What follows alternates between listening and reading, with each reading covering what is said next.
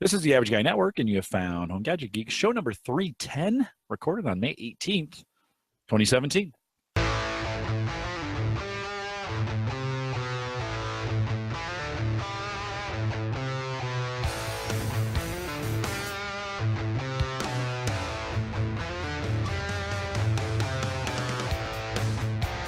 Here on Home Gadget Geeks, we cover all the favorite tech gadgets that find their way in your home. News, reviews, product updates, and conversation, all for the average tech guy.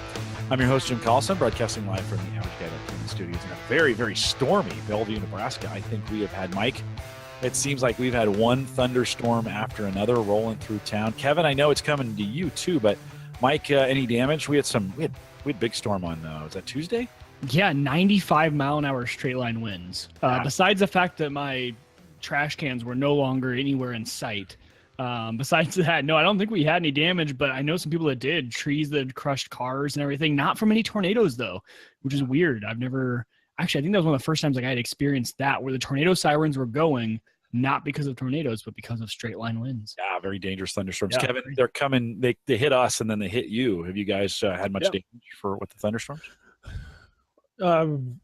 To either side, north and south of us, if you kind of follow, probably drawing a line from kind of your vicinity up to the north, northeast, over in western Wisconsin, where I grew up, they got hit. A little town called Chautauqua over in Barron County got nailed by tornadoes, and really, and is the case, went right for the trailer parks, as they are apt to do.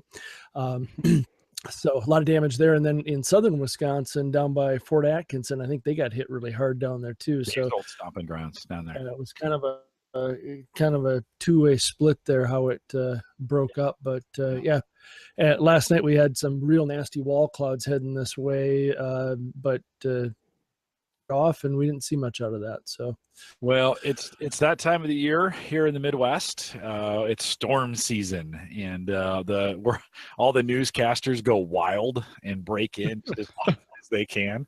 And it's really funny because I don't know about your neck of the woods, Kevin, but here in Omaha, they'll break in the spring. This part of the spring, let's just say May, maybe early June. They break in whenever they can, and then if we have this kind of weather in July, nobody cares, and they just stop. Like, we can have a huge storm. Nobody even knows it's coming. And I think they get sick and tired of doing that. But weather's here, at least in the Midwest, weather's a big deal for everything that we do. And it was our first big storm of the year. And so it's always exciting. I was coming up 10th Street, Mike, as I was going home. I came up 10th Street and Big Hill, kind of one of our bigger hills in town. And a gal was running down this way. And in the time I thought, ooh, I hope it doesn't start to. Then that wind just whoosh passed me by that point in time. And I thought, oh man, and that was garbage cans and leaves. Oh yeah. Sand and dirt and rooftop stuff was just flying across the street.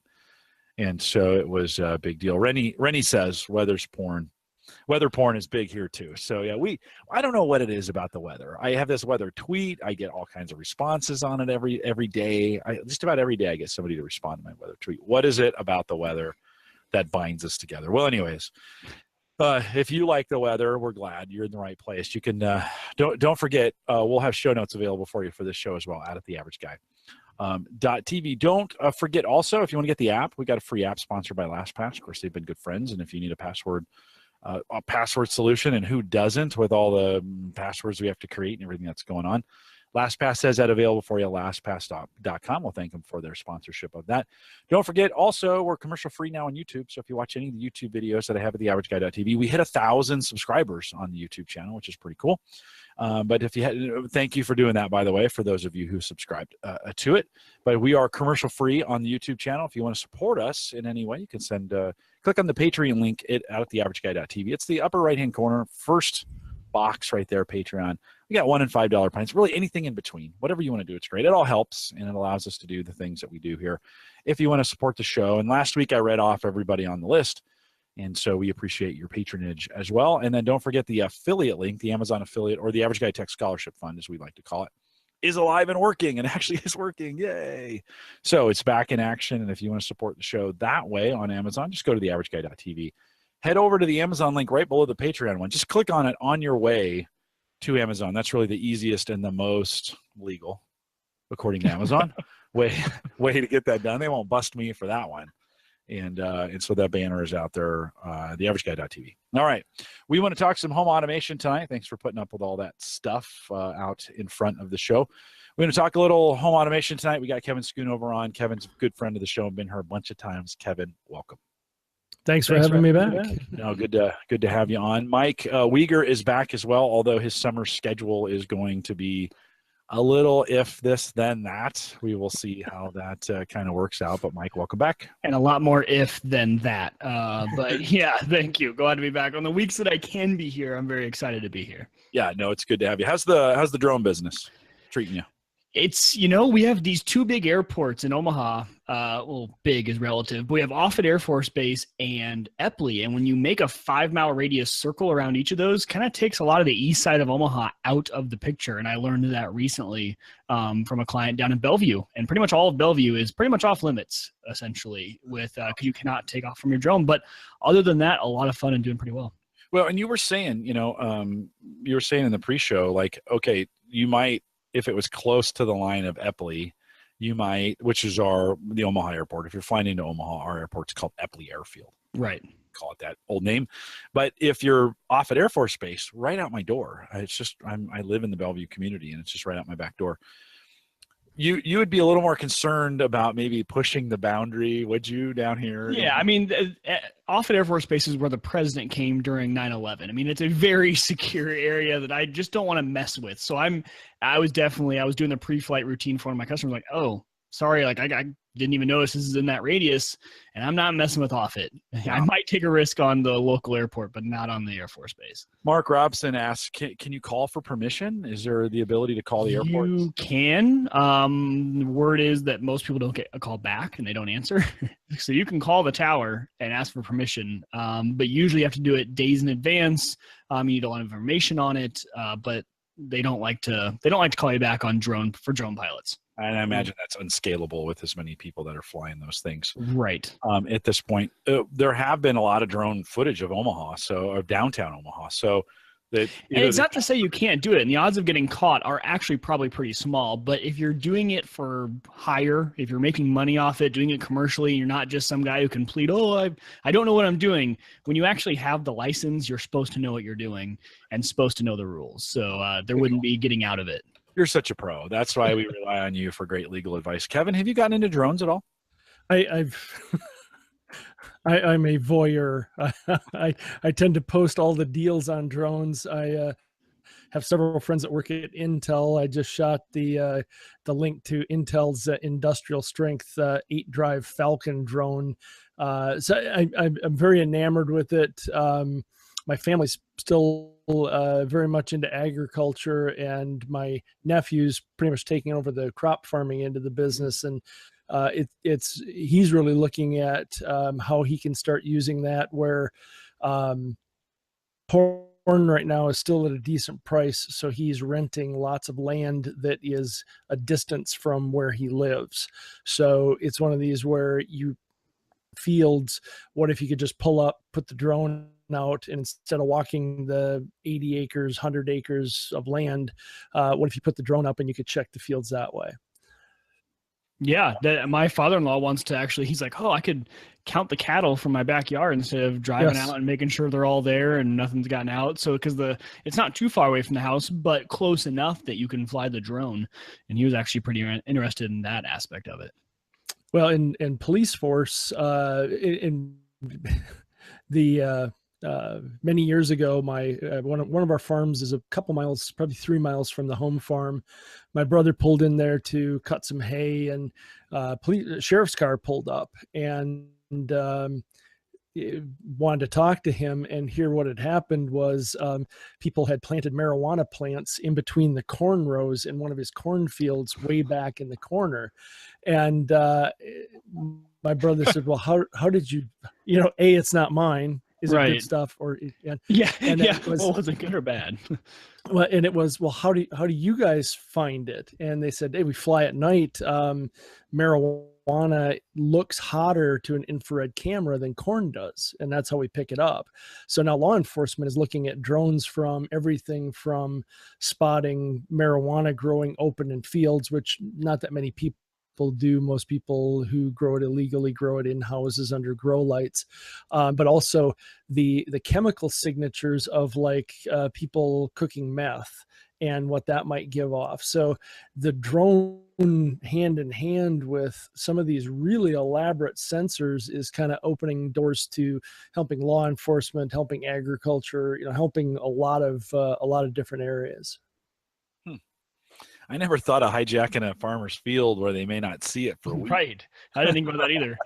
I never in a million years would have thought to do that. I got a new idea for my father-in-law's farm. There you go. I want to check the corners of your fields. Yeah, right. You never know. Of course, we had Mike Howard and Mark Robson on 303. So if you go HGG 303, we talked extensively about drones in that show. And I think, Kevin, I think the drone technology is advancing super fast. I mean, it seems like drone design and different kinds of drones. I watched a video the other day that actually lifted a person up in the air with the drone. He held on to it. It took him up, I don't know, 100 feet. And then he was already on top of a pretty tall building. Then he went up even a little bit higher and he jumped from the drone. And I didn't realize, I mean, that's a couple hundred pounds that these things are carrying. So they must be getting some pretty good carrying capacity too. Yeah, the lift on them is it's amazing, and it's kind of driven by battery technology and motor technology. They're able to get so much more power out of a lighter weight battery. It's really kind of changing that market. Yeah. Well, super interesting stuff. And Mike, thanks for catching us up on what you're doing there as well. Again, 303, if HGG 303, if you want to check out that show Mike and Mark jumped on. We're going to have them on later in the summer. We're back to barbecue, so we're going to catch up with those two on barbecue, and it's going to be a good show.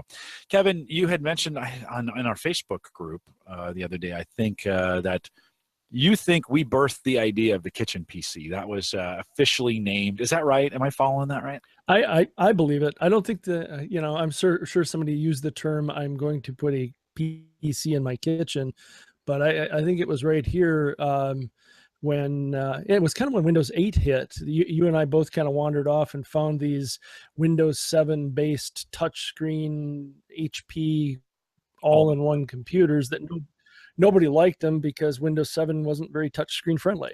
And you throw Windows 8 on it and it worked pretty good. And you could have it on the counter there. I've had many different iterations of that. So yeah, I believe you should be getting royalties on the term. You should trademark kitchen PC. Should have trademarked that thing. Hey, Uyghur, maybe you can go in with me on this thing. Let's go for it. Yeah. Figure out how to do the legal stuff.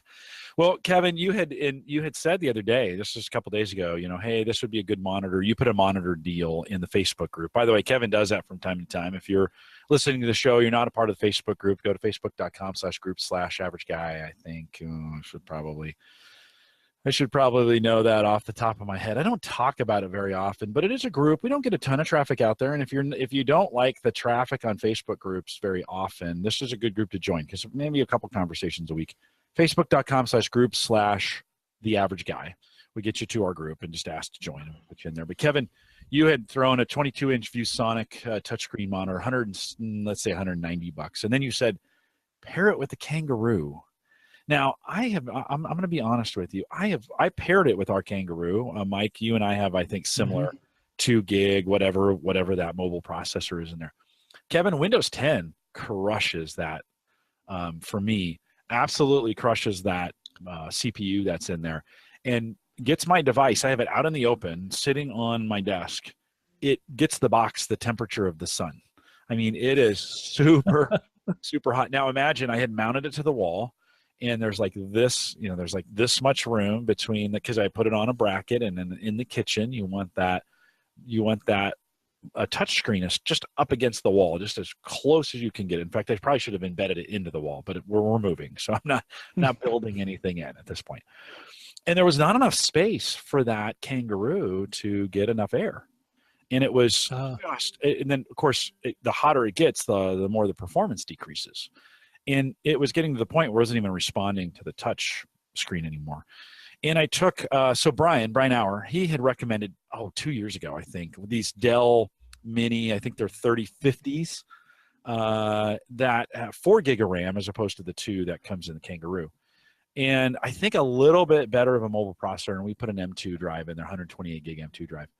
And I put that thing back there, which is the exact width of what I had been, that was available to me back there. And I actually used the TV to kind of hold the device in place, so it's back there butting between the wall and the device.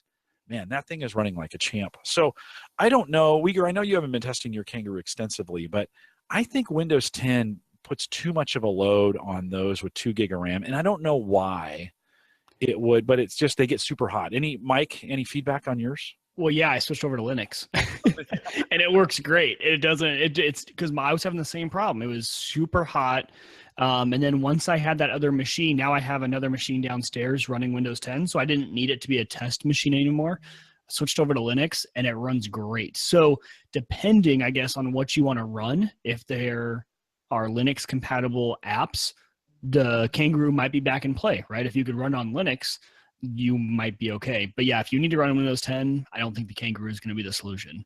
Yeah, Kevin, any thoughts? And I'd have to wonder too if it'd kind of be interesting to see about looking into what Windows 10 is doing that's gobbling up the performance. If there's ways to throttle things back, perhaps, because if you think about it too, the Kangaroo has been pretty popular in these the changeable notebook thing that Kangaroo sells, and I haven't heard anybody really complain too much about the heat on that. But then that's also kind of a glorified tablet application, so you're really not pushing much with it. But yeah, if you think about you're driving a monitor off that with the docking station, that with the full, that's the full VGA function running out of that. You're running USB and stuff back and forth. So, but to your point, that's as I've had a few different iterations in my kitchen PC function, that's what I've kind of come back to is the little Dells like you have, or HP, Lenovo. Everybody makes these little tiny, it used to be cigar box, they're even smaller than that now, and the idea is you can put it in a cupboard, put it in behind something, put it in a cupboard. You just got to run at least one USB and a video type, maybe HDMI, whatever is the right video to it. So cabling onto those is kind of one of the routes I see is working well. So yeah, no offense to the Kangaroo, but I do think it does, that's a pretty heavy workload for it. Yeah. I bet that touchscreen, it requires an extra USB port to it. It's pulling a lot to drive that monitor. It's a fairly complex monitor with the 2 connections. Although I'm not going to lie, I've got it down here on my desk, and if I run it for more than 15 or 20 minutes, if I do anything, try to update it, any of that stuff, I'm running in the fast ring of the latest Redstone 3, I think, release of Windows. 20 minutes is about the max I can get. Now, that being said, in the kitchen, that may be about as long as you need to actually just let it run. And I've got it completely shut down. I mean, for the most part, it goes into deep hibernation on my desk. So it gets nice and cool before I use it again. And then, of course, it fires up. It's super fast. And for what I'm using for the Windows testing, 15 or 20 minutes may be good enough from that standpoint. But holy moly, if I use it any longer, that thing just, don't put it in your pocket. Don't undock it. You could, right? Undock it, put it in your pocket, take it with you. Not that way. You're not going to survive. So it's pretty hot. So I think from a kitchen PC standpoint, Kevin, I'm kind of telling people, either the all-in-ones, which are kind of designed for that, or those smaller, that 3020, or I'm sorry, that 3050 from Dell has some ventilation around it. It's got some active cooling. There's no fans in it. It's super quiet. And so it's and it's about the width of what you would typically have behind, you got to get the cables in there and some of those other things. And the mounts itself, are about that thick. And so it stands off the wall a little bit. It's been a pretty good it's been a pretty good one to have up there.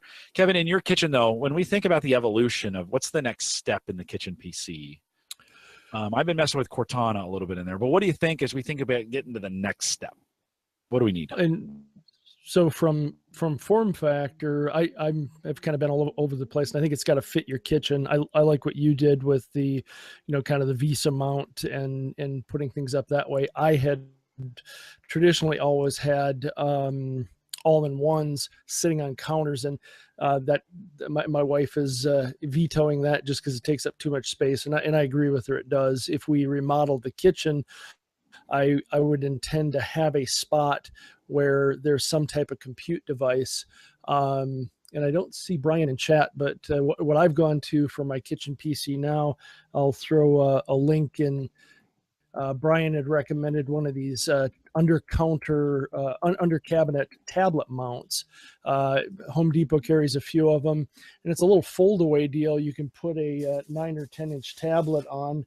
And I just grabbed, as I have way too many Windows tablets laying around, this is a HP Omni 10, and in there. And to your point, Jim, I wanted something I could fold up, get out of the way, pull it down, get a recipe on it, talk to it with Cortana. I use Wunderlist a lot for groceries and to-dos and things like that. So I'm in a mode right now of kind of downsizing a bit and heading direction. But I think the key point there is it gets into this voice function. Is we all loved Star Trek, the original one, when you could talk to the computer, and I think things are starting to happen now where it's working better than it had, and it's actually useful to the point that you can do things with it. Yeah, are you to the point where you're using Cortana at all for search, and what are you finding? So let me ask you that first. Are you using Cortana at all? I'm using Cortana mainly for simple search functions, and it ties into Wunderlist perfectly. So, adding groceries, adding to-dos, adding things, and not to get too far out here, but Microsoft is touting their Home Hub. I think that's where Cortana would really shine, because that's going to be the communication function for Home Hub, and that's where they want to tie family calendars together. And they're apparently working very tightly with Iris and Insteon and SmartThings, and have that be the control function as well. Yeah, and they need to, because today it's a non-starter. Their home automation connections are terrible. Yeah, and non-existent, really, to be honest with you, for the most part. So you've got to. I have found Cortana to be really, really helpful in measurements, in distances, in hey, what's my route look like on the way to work? It's got their map functionality is pretty good. You mentioned lists, although we use the Amazon device exclusively for lists. That just seems to be the best way for us to get that done, but that seems to work pretty well, kind of on both sides. I do think when we talk about home automation control or lights or some of those kinds of things, Cortana's got a way to go. So you've got this Windows 10 PC in the kitchen that's really good at search and productivity stuff. It'll read emails and those kinds of things. Not really good at anything else. And so hopefully, I think we've got to get better home automation in the future. Mike, where do you guys land in the Uyghur household on that speaking to things? Well, it's interesting because I try not to use Siri very often, because it makes me frustrated when I have to use Alexa, because the amount of things Alexa is just so limited, and we love Alexa. Like, we are all Amazon Echo. And I'm kind of regretting all my purchase of all the dots, because I have like now 4 Echo devices throughout the house.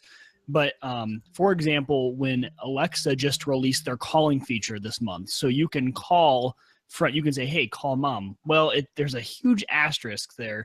You can call other people with Echoes in their home, and it can call the Echo, or the other person, you could call their cell phone, but they have to have the Alexa app on their phone. Even no, it's a total non-starter. I'm never going to do that unless in the one case where maybe my parents did have the Echo in their home and we did a lot of calling that way, maybe I would try it out, but not very often, because I'm usually calling their cell phone anyway. So in that regard, though, it's getting me really excited for the rumor that Apple is going to come out with their own hub, because it makes sense more like you see with Google and Apple, where they already have the mobile ecosystem.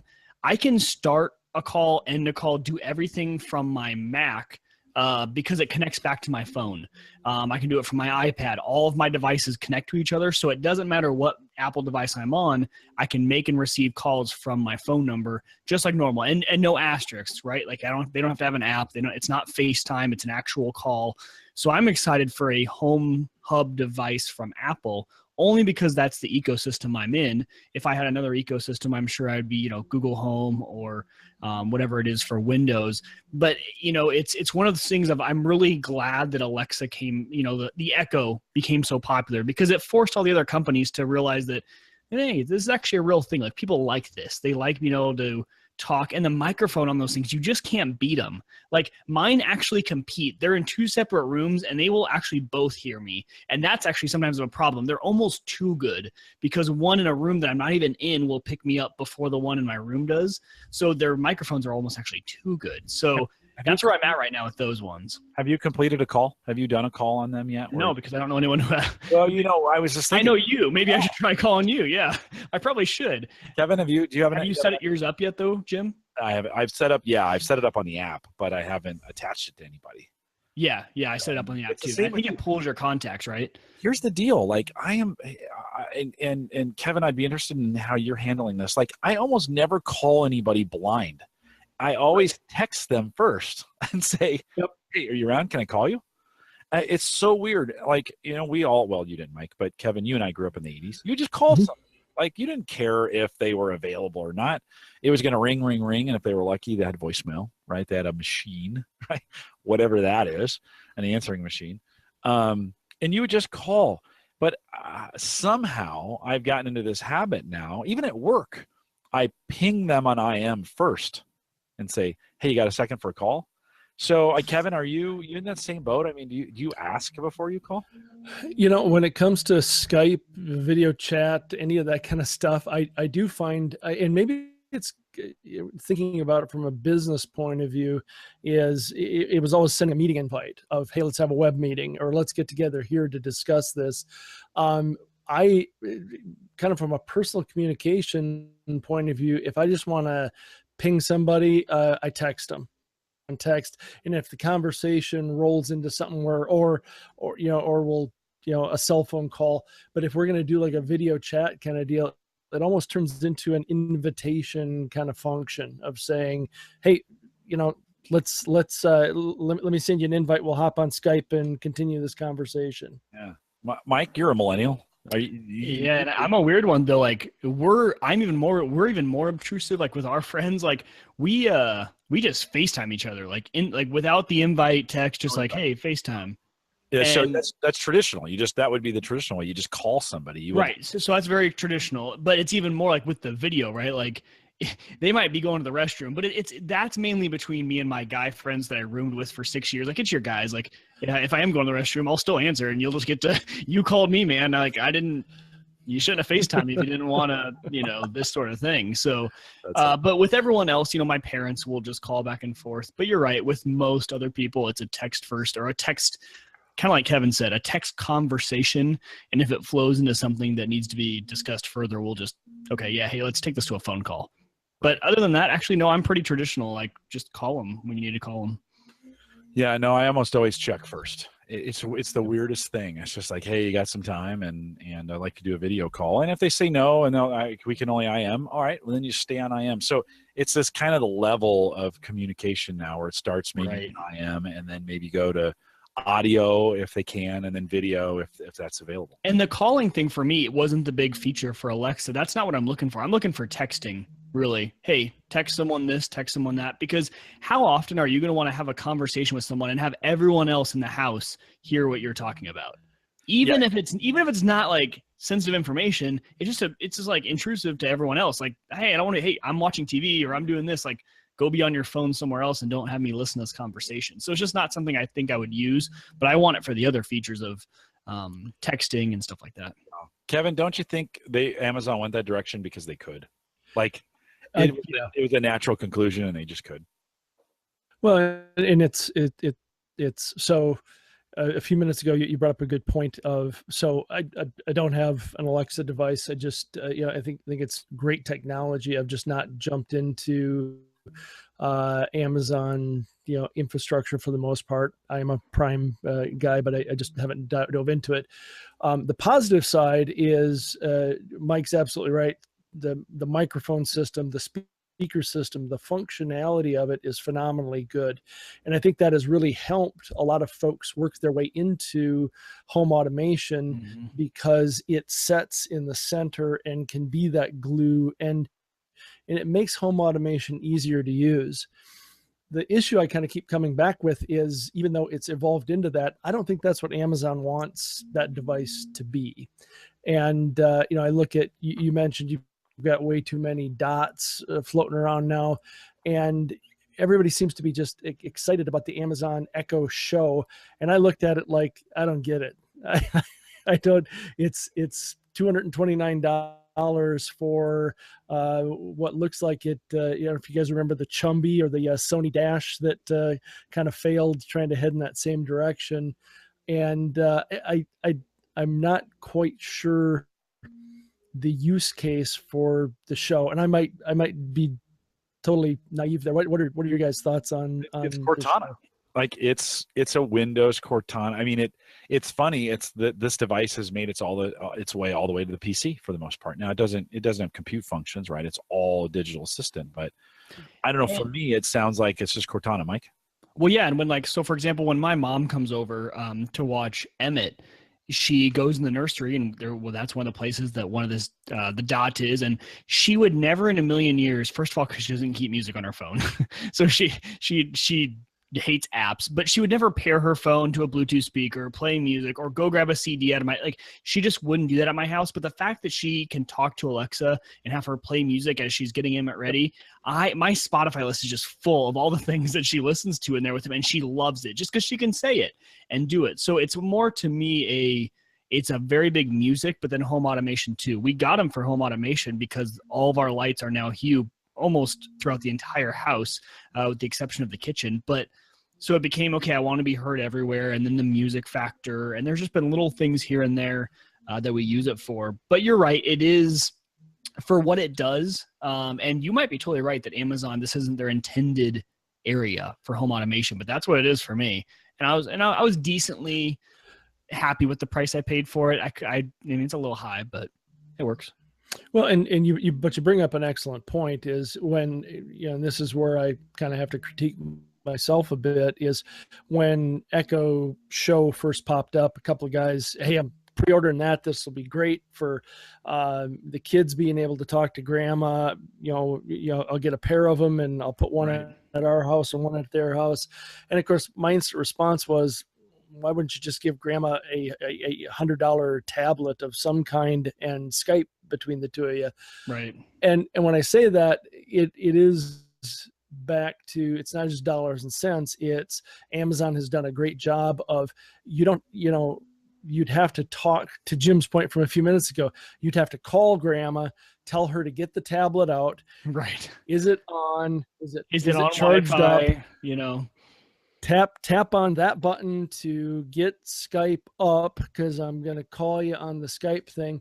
And what Amazon has done a fantastic job is it's almost a different compute ecosystem for a different user, a user who would, if I brought up, hey, just get grandma a tablet, it's like, well, that ain't gonna work, So, and Jim, to your point, I think this does head into Cortana voice assistant kind of territory, and I kind of see all these guys as really staking out their area right now and really trying to jump on it. I obviously a Microsoft fan of a lot of the technology. One of the things I think that from the Microsoft event that was at Build here just a week or two ago, it's become very, I'm very aware that Microsoft's mobile strategy now is obviously not Windows Phone. phone, it's making the mobile experience on Android and iOS better. So they're really pushing their application suite, and they're really working on how this Home Hub technology ties into Android phones and tablets and iPads and iPhones, and of course they want to drive Cortana on that as well. But Mike, to your point, I think kind of did the HomeKit thing for home automation, and then you really don't hear a ton about it. You hear about people who, my stuff is HomeKit compatible. I think I can't speak for Apple, but I think Apple has kind of Apple pulled back on home automation, because for Apple to really drive behind something, it's got to work, and not all home automation works right now. It's got to be drop dead simple, and it would have to be, if I was an Apple user and I really embrace Siri would have to work with all that HomeKit stuff. That would just be my expectation, that this stuff would all work together. So I think Apple's probably getting ready. It does work pretty well, and I think you're right. I think they're getting ready. I think they've kind of been getting ready for whatever their Home Hub device is, right? Because Siri does work really well, actually. And if I'm in the garage, the one place I don't have my Echo, I will use Siri, because she connects to my HomeKit. My HomeKit knows everything where everything's at. So I was wondering that same exact thing, though, of why they did slow down, because they did kind of stop talking about it. Maybe they set the stage and everyone wants to be compatible with Apple because they're the big guy. So everyone got HomeKit compatible. And then maybe now they're just going to be like, bam, now we have a ton of stuff that's ready. Here's our hub. It's all good to go. But, I was thinking about when you're talking about the Amazon show and with grandma and everything like that, I just don't know if the scalability is there, right? Because they have to have a show. That's the only device between those two that you have to have. Whereas if Apple just says, hey, we have a show device too, and it uses FaceTime. So anyone with an iPad, a Mac, anything can also FaceTime you. And instantly it's already got millions and millions more users. So I don't know. I won't invest in that. And my dad actually sent me the link. He's like, oh, this would be pretty cool. I'm like, let's just wait, because one of the ecosystems that we already have is going to have it. And then we're not restricted to just that device to device. Right. So yeah. I wonder, I set it up the other day. Let's try this. Echo. Call Mike Uyghur. Jim Collison, right? No, see. No, that's the only, I must not have set you up. Echo, stop. I must Sorry, not. I couldn't find a contact matching now. So I just need to set you up to be able to get that. I wondered, I'd imported my contact list, but I might not have you in there. So I got to go in there. Oh, yeah. Yep. I don't think I have you in mine either. I think it's all like Facebook and. But how weird would that be if you and I were set up and I just called you on? Okay, so you've got all these dots around the house. They're all ring. Like, do you have one in Emmett's room? Yep. Yeah. Am I going to wake up Emmett when I call you? I was just about to say, don't do that. Don't stop. Well, so that's a different paradigm. Like, right. You put these dots in. You didn't expect them to be phones. Right. You didn't. And while they could, Kevin. You know what I want it to do? I want it to be like, okay, I've started a song in the living room, and as I walk to the bedroom, it senses motion and like switches it to the bedroom echo, because it doesn't follow me around the house. I've got these devices in the same ecosystem. Follow me around. Or the number one thing, my number one request from them is to play music on different speakers, like at the same time, right? Here, check mark this, this, and this, almost like all the other sets of speakers like Sonos and stuff like that. Yeah. Yeah. To be smarter about presence. And right? I think, we also need to see smarter about who's talking. So like we've got to get to this point where when Sarah says something, they know it's her. And when I say something, they know it's me. Right. Yeah. I mean, Kevin, don't you think that's really got to be next? I do. And I think the other thing that unfortunately will hinder some of this is you got all these devices in your home, and I'm when it comes to personal privacy, when you're in your house, it's privacy. When you're out in public, you have much for privacy, but all these things are listening. And now we've seen how many cases where local police departments have hit up, Google Home or Alexa Amazon through Alexa to say a crime happened. Was the Alexa speaker or what microphone active? And I think that's been chatter in a lot of areas. So when you talk about, having a device, I could see there's been a little chatter in the home automation areas about, a command or basically a stroke to say, shut it down for the night. I don't want any incoming calls, any outgoing calls. To think how this voice stuff got started, I finally dug through my pile of stuff here, and I still have an Ubi. Oh, not the Ubi. We actually got complaints. Remember when we were messing with that all the time, and there were some listeners who were like, "Shut that thing off." So it was, man, it's been a while since we dug the Ubi out. Yeah. Well, Mike, I think for you too, kind of the theme of what we've been talking about on the show is some, what's the next steps, what needs to be done to make it better. Mike, I think in your case, you need to actually, those dots need to be personalized by room. So you need to be able to say, hey, I'm going to put this in Emmett's room and I'm going to shut off, for the most part, I'm going to shut off voice activation and the speaker here until I turn it on. Right. Type deal, right? I mean, you can mute it. And you could go and turn it all the way down. So you could do that manually. Well, there could be a wake word, right? Like during the day, like, activate services or something like that. And then mute everything. Yeah. Don't have anything come through it. No. Yeah, that's totally right. And the ability to play it on all the speakers at once. They're in my, if I could have, I pretty much have whole home audio with the amount of echoes I have, and they don't allow that though. It's played on one, it's played on none. So. Well, and I wonder how many people have more than one. When we think about the population base, and I wonder how unusual or usual you are, right? I have 2, right, but you have 4, and I wonder how many people just have 1. So, well, go ahead. And for example, even if if I'm in the bedroom, Hannah's in Emmett's room, and Emmett wants to play the lullaby music for Emmett, and I want to switch because we both use Spotify, it doesn't, because Spotify says, hey, we're one account, you have to choose. So I'm like, well, it's not a good system. Same way. The Amazon Music would be the same way. Would it? That's what I was wondering, if I should switch over there. No. It would say, hey, it's being played. There's many times I've asked for music here, and my daughter's playing it up on the Amazon account. Right. Not even on a device. She's playing it on her computer through the Amazon service, and it'll say, hey, it's playing somewhere else. Do you want to use it? Do you want to stop that there? And I can hijack her, or she can hijack me, without any voice. Well, and there's no authorization on that either. So I could be listening, and it's my account. I pay for it. We just let her on it because we're good parents, and she could shut me out. I could be listening to something really important.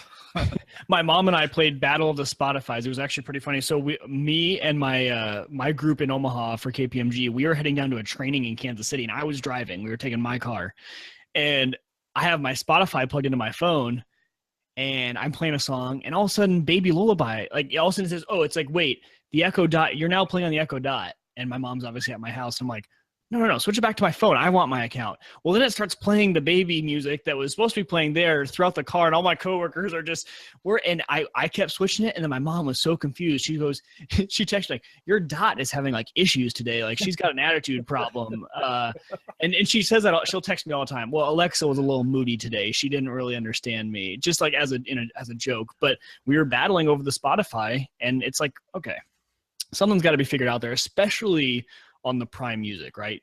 All these echoes are on my account. It's very natural that in 2 rooms, I want to use 2 different either the sources. same or 2 different, right? Or 2 different. That's what I mean. 2 different even. So I don't know. No, right on. Emily says same thing if you use Google Home if you're using Google Play Music. Mark's trying to listen to it at work, and she's listening, and they'll battle, right? And yep, exactly. So what I did is I have a family Spotify account, which is up to 5 accounts, and I had one that was vacant. So now that's my home account. Yeah. So my home, which still doesn't solve the issue of listening to 2 different songs and 2 different echoes, but at least it doesn't stop one of us from listening when we're away from home. Yeah, but you strike at the heart, I think, of this rights issue. When we used to think, okay, so streaming was, think how long it took us to get to streaming and unlimited services, because they were worried that you'd spread, everybody listen to everywhere, and you'd share your account information, and right. And the assumption was you have a phone, pretty much everybody carries one device. That was the assumption. Today, okay, I've got my phone, but when I get home, I might have I got a computer that's enabled, that's voice enabled. I've got an Amazon device that's voice enabled. I might have some other kind of service, and I might want to use those. I personally, now might have the need for 3 or 4 different. It's me still using it. It's me still hearing it. I'm not cheating, right? It's me, and so we have to rethink. I think they have to rethink this. Well, they do, and it's the downfall of streaming, right? They got us away. They fully pulled people away from buying music from iTunes. But let me tell you, if I bought my music on iTunes, I could play 5 different songs on 10 different devices as much as I wanted, and no one would complain about it, and it doesn't try and kick me off. So it's definitely an issue, because you're totally right. Where they started and where we are now with people on their devices, it's totally different, and the whole model doesn't really work anymore. Kevin, you playing much music at home with what you're doing? We've got Sonos in pretty much every room of the house. Nice. I've spent way too much money on it, but love it. Ease of use, and I thought of it too when you mentioned your daughter playing from laptop. My daughter tends to, with the Android, and oddly enough, and I really need to spend some time on this, but the function in Windows should always work with Sonos. It seems to be a little spotty, but on my old original Surface tablet running Windows RT, it works perfect. So of course she's absconded that as one of her media devices, and she's got a Play 5 in her room. And from a music point of view, I mean, we've got Play 1s in each. That's the master bath and the guest bathroom. It's the speaker that's somewhat moisture resistant. Pretty much have Sonos all over the house.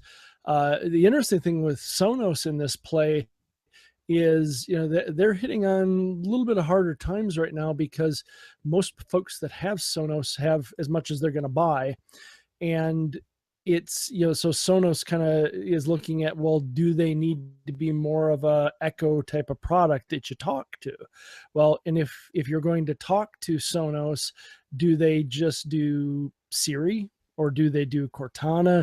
And I was trying to find the survey here, but at one point Sonos had kind of surveyed their customer base, and it was this hard break of traditional Sonos customers when asked, should we put a microphone in the Sonos devices so you can talk to them? The answer was no.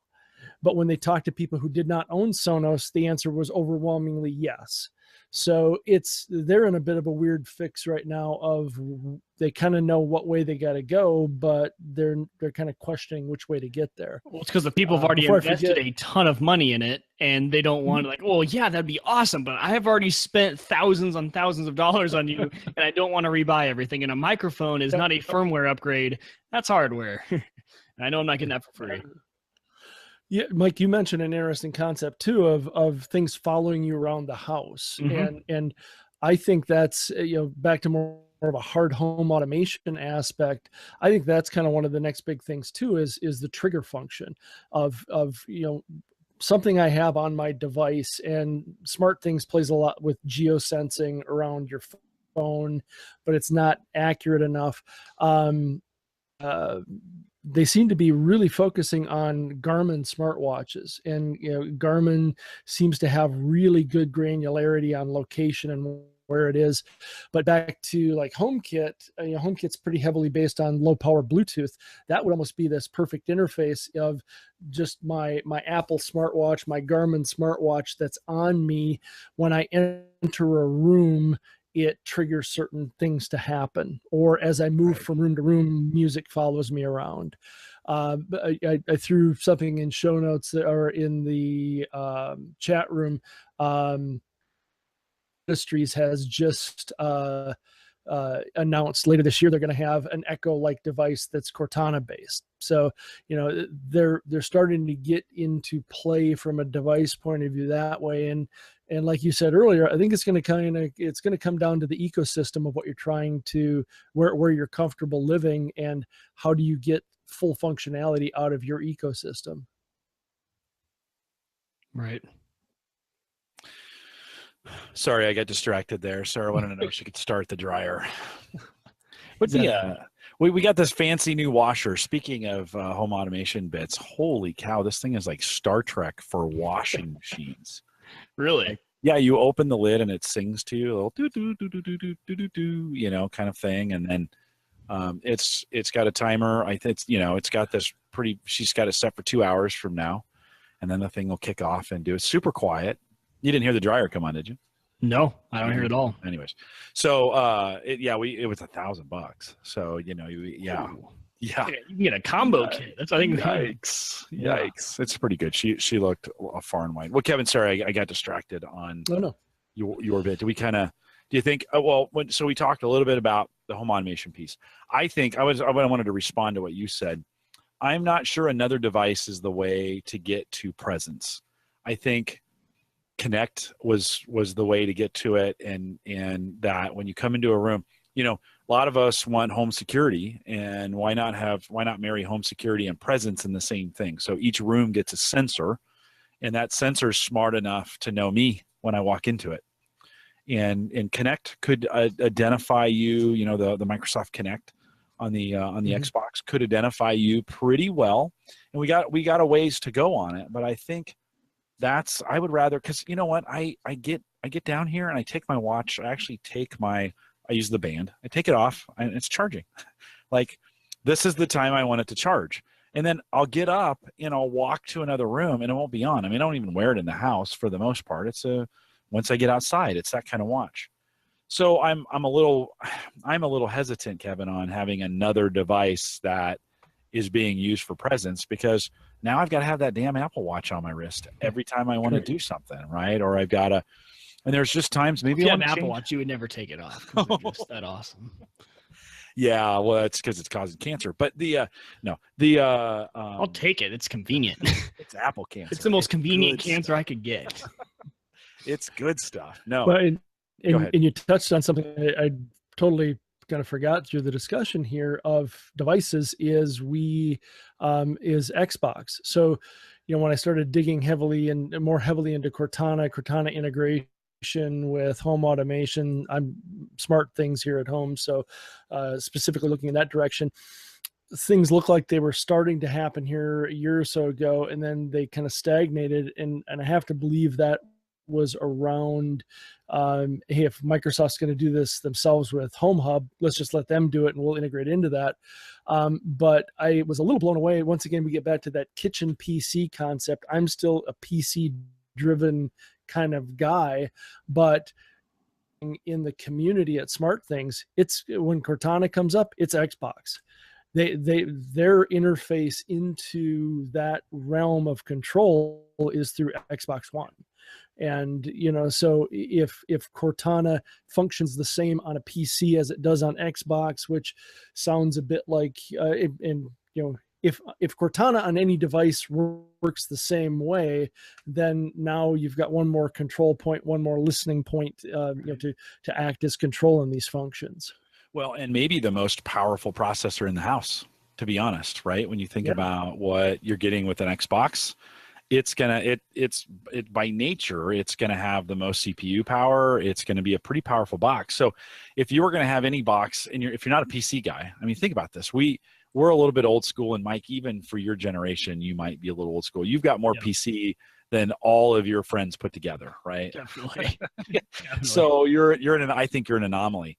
But you got that Xbox, and Colin has an Xbox, right? Yeah. And so he's got this really powerful PC, and now that Windows 10 is the same across all those platforms now, both PC and Xbox, and but usually the only problem we're running into is nobody's buying the Kinect anymore. So the microphone and all the sensors you don't have. And usually if you're playing by yourself, you don't have your headset on. So Cortana is one of those things like, well, it's great if I had the Connect. I have the Connect, but I actually disconnected it because just space in the cabinet and I wasn't utilizing it as much. So you disconnected the Connect. Well, yeah. And so now, and I can't even find my headset lately. So because I've been wanting to try out Cortana on the Xbox. It's funny you mentioned that because I've been waiting to try it. Yeah, but think about when we think about the home hub concept and we think about the place where you need processing power, that gaming device, and we think about a home hub, should probably be, for most people, should probably be where everything comes to be processed. So if you're ever going to need anything run, in serious power, boy, the Xbox is set up nicely, especially with a lot of the Windows 10 services that are available in it. And especially with, it could be on all the time and not, a lot of times it's still, it's in really low sleep mode, whatever it is. Yeah. So it's not being utilized a lot. So it's sitting there already on in your home. Like mine is always on. And the only reason it grabs the updates and does stuff like that. But if it was doing anything else that was useful, it'd be nice. We could just make it a media center. Right? So Tony calls it. It runs Plex, which is good enough for me. If it could be a Plex server, that'd be nice. Yeah. If you could run Plex server software on it, that'd be cool. No, I think there's some interesting things there with it. But just as we think about the hub and we're moving away from PCs and we're just doing less of this, we have these things because we need them, right? I need them for podcasting and those things that we do. But let's face it, the average consumer, I think we just get we get the right processes to the right processor in a networked environment where all the devices are working.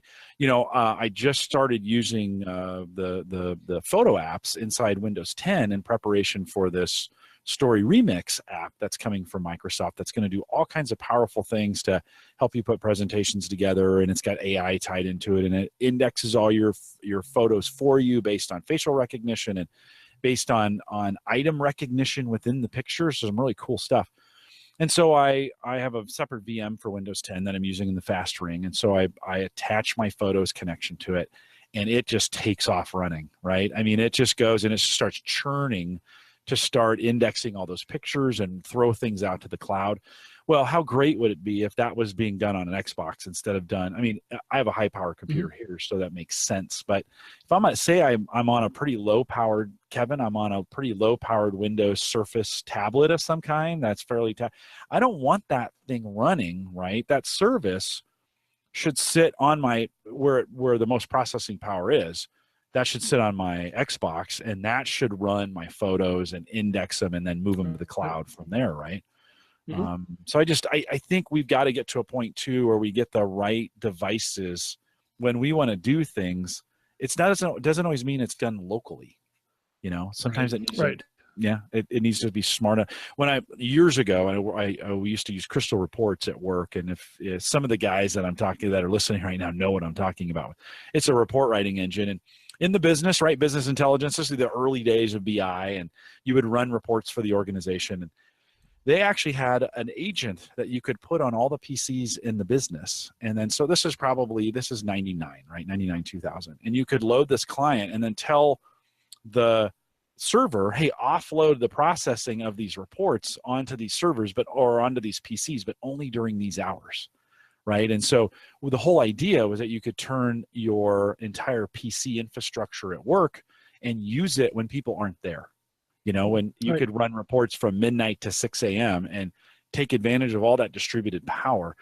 We still haven't, even in our home situations, we have so much power available to us, but because we don't distribute it at all, it's you either single track it, or we're running the wrong processes on the wrong device. And you would think by now we'd have a smart enough software to go, hey, I mean, I can see every single network device in my network here on Windows 10. Right. You'd think we'd be to a point right now where it'd say, hey, this is a pretty intense process. Do you want to run it on, how about if we run it on this other computer that's faster? They're all Windows 10 boxes. Why does that not work yet? I think that should definitely be there. I agree. Yeah.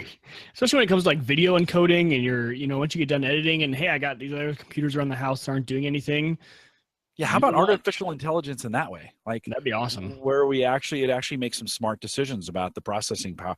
It knows the processor I have. It knows the amount of RAM that I have.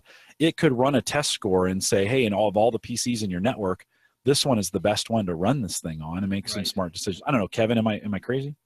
No, you're not. I think when you first started heading down this path, I think we did a show some time ago with you on, does anybody really need a PC anymore? And it, in a lot of cases, I think probably everybody in chat has a PC or 2 or 3 or 5. But if you, we're a special audience though. We are a special audience. And I think in some ways, I probably use the phrase way too often, but when a technology pops up and people say, just like a few minutes ago when I couldn't the Echo show, I'm not the intended customer. So you think about compute these days, your excellent point with the Xbox or PlayStation.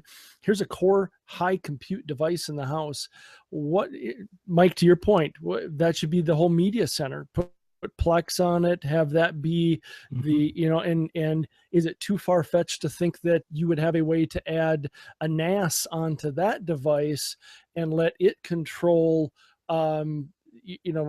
file storage, and maybe that's the cloud uplift point. So you go to a Crash Plan or one of these services, and that's the core in the facility itself. So yeah, I think there's a lot of room to change. And Jim, to your point, I think a lot of us, find a problem and it's like, well, I could just grab a small PC and have it do that function. Yeah. And once again, we're not the target audience. I think if you had an ecosystem that was, very centric around an Xbox doing a lot of this function, or a PlayStation or another gaming platform, I think people would gobble that up. I think they'd love that kind of functionality. Yeah, and why does the PC at this point, so my sister calls me the other day and she's like, hey, she got an email from Crash Plan, and it's like, hey, we haven't seen your PC in 5 days. And she was like, is that a problem? I'm like, yeah, it's a problem. It's not backing up, right? And she said, well, what do I do? And I'm like, come on, seriously, it feels like 1997 at this point. Can we not make this thing fix itself? Like, are we really at a spot where that application can't fix itself? And then, Kevin, it gets me thinking, my PC here and my router knows exactly my network traffic all the time. We have Nest thermostats that sit on the wall that are this big, and they know more about me than my computer does that I'm on all the time, that has 1,000 times more compute power. Why can't that all fit together with my backup? And the backup says, it says, hey, chances are these are not your busy hours, and I'm going to take care of your backup for you and make sure everything is there. But I'm not going to do it right in the middle of your podcast. And I know I can set times, but why do I have to? Like, it's one of those things now. You're like, why can't we be there now? Why are we still fiddling around with these things in the areas of like backup and compute, when those are two basic functions we've been talking about for 15 years? And yet my Nest thermostat can get my temperature in my house right. So I think we need to start applying, in some of those areas, we need to start applying some of that same, God, Microsoft can't say the term machine learning enough right now. It's everything that comes out of somebody's mouth at Microsoft is machine learning. How about we get some machine learning on that? It can't be that hard. Well, and a couple of good notes in the chat, and I think what a lot of this hits on too is, as when I look at my wife's niece is in veterinary school right now, so she's mid-20s, and everything I was helping her with an issue she was having with her laptop, or her Surface 2, and it's amazing how many kids in college have a Surface 2 or a Surface 3 or a Surface 3 Pro and take all their notes in OneNote, and it's all in OneDrive. And we were talking about up, and she initially was like, I don't think I've ever backed it up. And then I got to looking at it, and I said, well, when we first set this up for you, we just figured you'd put everything in OneDrive, and you have, so all your stuff is in the cloud. Should you have another copy of it? Yeah, you probably should, but they've kind of, them kids out there, they don't even think about this stuff. Well, no, you're right. And Kent says in chat, I think more are going to cloud. More people are going to cloud computing. So my rants probably, that shows how old I am and get off my lawn, right? Because here I am complaining. The PCs that we've left the PC era for the most part. Mike, you and your buddies, they're all putting things in the cloud, right? I am too. I don't really think about my documents. I do think about pictures, and I want to keep those close and local, and I want to edit them locally and some of those kinds of things. So, that in music and big podcast files and some of those kinds of things. So maybe I'm a little late to that game when we think about it. So Ken says that. And then Peter makes an interesting point too. He says the downside to what I'm talking about with this one device is you make a single thread point, and a failure. And I'd say, great. Well, then it should be smart enough to be able to distribute that too. So if the Xbox fails, it should be able to move those services onto other things. We got enough devices to do that. I mean, everything is powerful enough to be able to handle most of that. Now, certainly you wouldn't want to do video encoding full time on a MacBook Air, right? Right? You just don't want to do that. But you could do, I think we can just be smarter. And we're getting really good with lights, and we're getting really good with locks, and we're getting really good with sensors, water sensors. I think those things are really pretty cool, and we're getting some good stuff along those lines. But we're not advancing. I mean, as much as Microsoft would like to tout it, I think there are still some key things in the PC world that it could do better with artificial intelligence and AI. Again, I want to vomit a little bit because that's all I've heard from them recently.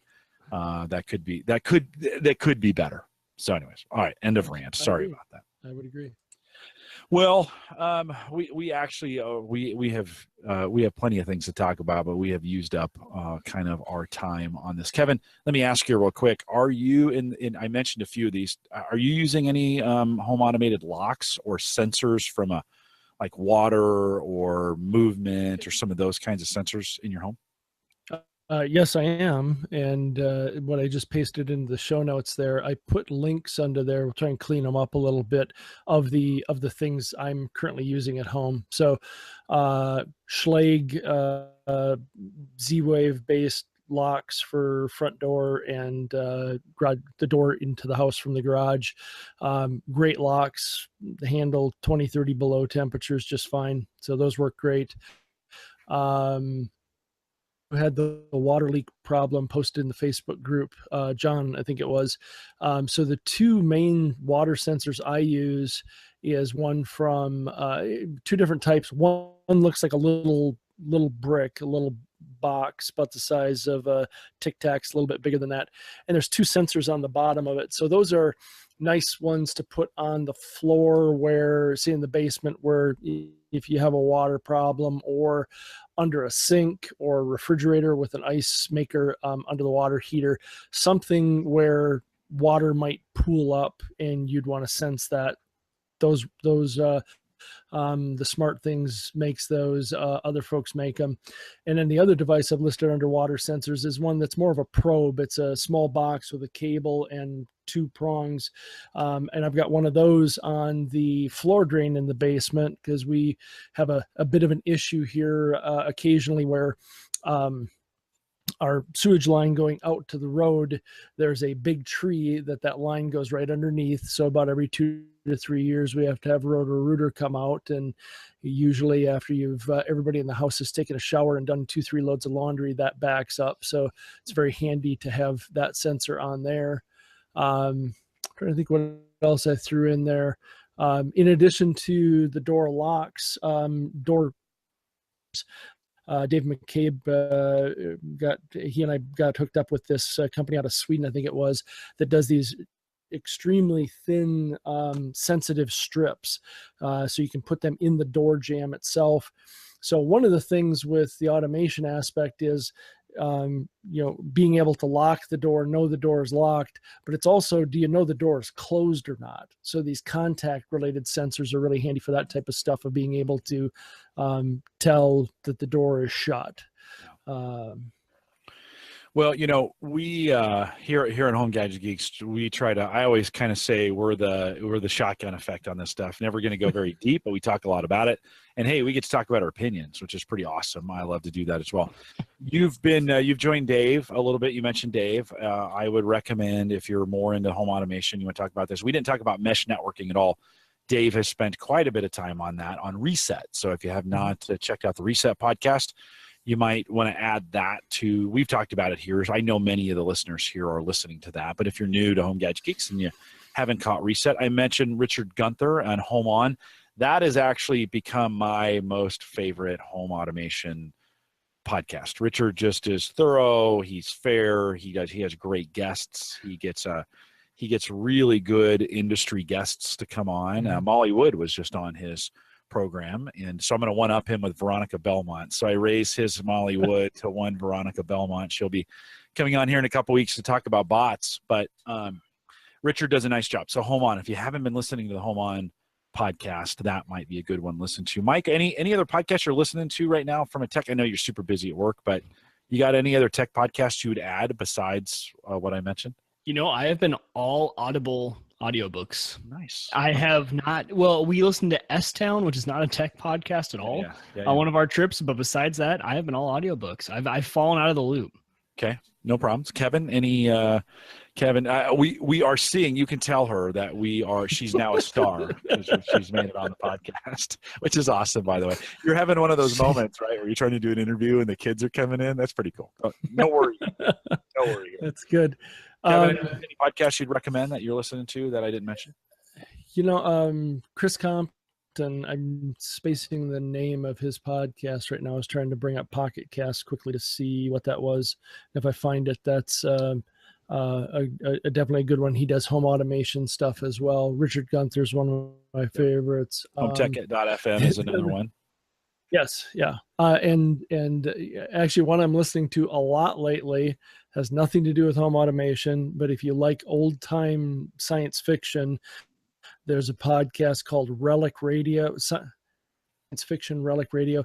It's the old science fiction radio shows from the 40s, 50s, and 60s, and it's really, really cool stuff. Awesome. No, that's good. I would be wrong if I didn't mention Rich Hay and Windows Observer. Rich, I think, is killing it if you're a Microsoft fan, and he's doing a great job traveling a lot more, going a lot more to the conferences. So we've had Rich on here several times, and that's a good one to catch up on as well. So we got a few, if you haven't listened to them, a few to add to your bucket list of things to listen to on the podcasting. Well, with that, we'll wrap it. We'll stay around for a little bit of post show if you're out there in the live program. Again, you can't get the post show unless you come to the live show. I did, Mike, think about maybe making post show available as a Patreon thing. I was wondering if you were going to consider that. And then I kind of thought, well, it's another thing to make, and it's another thing to manage, and I just need another thing to manage like I need a hole in my head. So it's like a Raspberry Pi. I just don't need it at this point. So I thought about, I don't know, if people said, no, if for a buck, let's just say, I think that's the minimum to get it on Patreon. I'd love to be able to get a copy of the post show. It was just one of those things. Sometimes the post show is great. Sometimes it's just terrible. Right. So it's a crapshoot, right? You just don't. I mean, I'd love to think of it. But a lot of times, I've found that because there are some. I used to subscribe to a lot of Patreon people just for the post show, and I didn't care what they were talking about. I just liked the non-polished banter back and forth between the hosts sometimes. Like even just the stuff they would say to each other, which is kind of funny and entertaining for some reason. I don't know why. All right. Well, we'll put it out to vote. Send me an email, jim@theaverageguy.tv. Tweet it to me, whatever. If you're interested, if you would listen to the post show, let me know. I think if enough people say it, maybe we'll make it available. Enough people badgered me about a video RSS large RSS feed, large video RSS feed. I eventually did that one too. So if you're interested, send me an email. Don't put it in the chat room.